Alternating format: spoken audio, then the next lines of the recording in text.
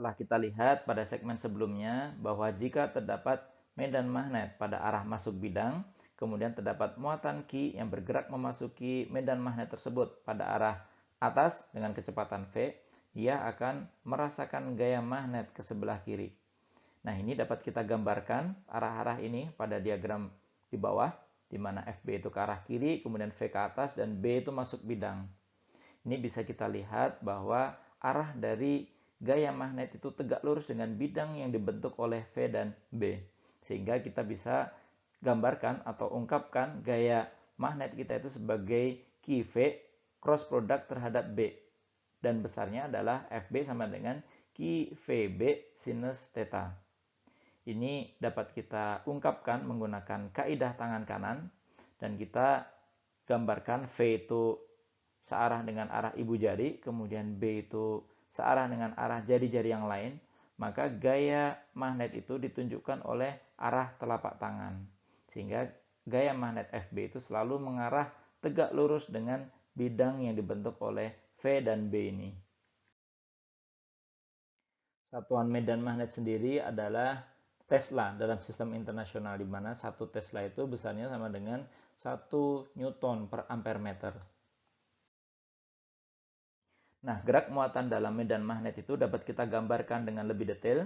Misalnya sekarang kita punya suatu daerah dengan medan magnet B masuk bidang, kemudian terdapat muatan Q yang bergerak dengan kecepatan V yang tegak lurus dengan arah B, maka karena gaya magnet, dia akan dibelokkan dari arahnya semula, dan terus akan dibelokkan sehingga dia akan membentuk suatu lintasan melingkar dengan jari-jari R.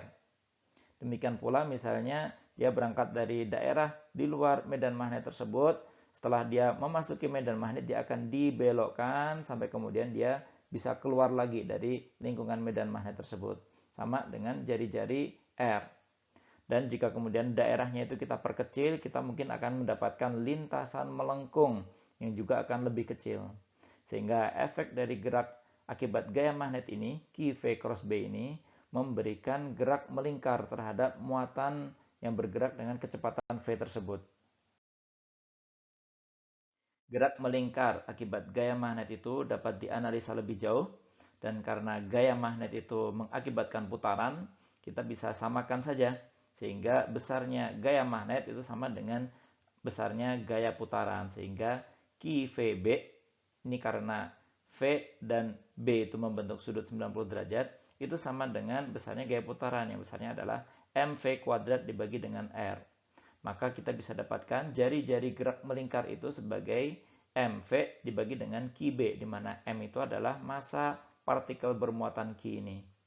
Sehingga periode T, yakni waktu yang dibutuhkan untuk sekali putaran penuh sejauh 2πr, itu adalah 2pi dikalikan dengan R dibagi dengan V, atau 2pi dikalikan dengan M dibagi dengan QB. Dan frekuensi F yang besarnya itu adalah seper periode, kita bisa dapatkan sebagai Q dikalikan dengan B dibagi dengan 2πm. Demikian pula dengan frekuensi sudutnya omega, yakni 2πf. Nah, frekuensi dan sudut ini kita lihat mereka tidak bergantung pada kecepatan, namun hanya bergantung pada besarnya medan magnet dan massa serta muatan dari partikel. Bagaimana jika gerak muatan itu pada arah yang tidak tegak lurus dengan medan magnet? Misalnya kita punya kecepatan ke arah sini, kemudian B-nya itu ke arah atas, sehingga V dan B itu membentuk suatu sudut theta. Maka gaya magnet itu ditentukan oleh komponen kecepatan yang tegak lurus dengan medan magnet. Kita tahu bahwa FB atau gaya magnet itu besarnya adalah QV cross B, sehingga itu sama dengan QVB sinus theta. Sehingga kita dapatkan bahwa gaya magnet itu adalah Q dikalikan dengan komponen tegak lurus kecepatan dikalikan dengan besarnya medan magnet. Nah, pada arah sejajar dengan B itu tidak ada gaya yang bekerja, sehingga kecepatan arah sejajar itu konstan. Ini dapat kita ilustrasikan, misalnya kita punya muatan plus Q ini yang bergerak ke arah V sana, kemudian medan magnet itu menuju ke arah atas. Maka karena komponen tegak lurus ini dia akan melingkar, namun karena komponen sejajar dia akan bergerak ke atas.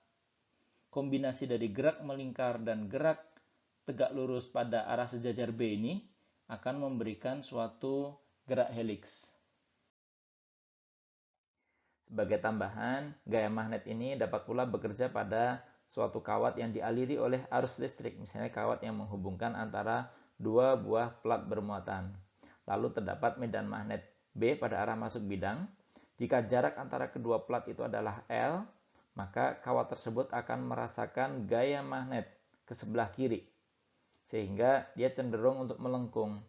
Sehingga jika muatan itu adalah arus dikalikan dengan delta T, di mana delta T itu adalah L dibagi dengan kecepatan drift Vd, maka kita bisa dapatkan gaya magnet yang bekerja pada kawat tersebut besarnya adalah I dikalikan dengan L dikalikan dengan B sinus theta, atau menggunakan notasi cross product, kita dapatkan bahwa gaya magnet itu besarnya adalah IL cross B. Ini dapat kita gambarkan menggunakan aturan tangan kanan, di mana L itu ditunjukkan oleh arah jempol, kemudian B itu ditunjukkan oleh arah jari yang lainnya, maka gaya magnet itu ditunjukkan oleh arah telapak tangan. Nah, vektor L ini adalah vektor panjang, yang besarnya itu adalah L, dan arahnya itu mengikuti arah arus, yakni arah gerak muatan positif.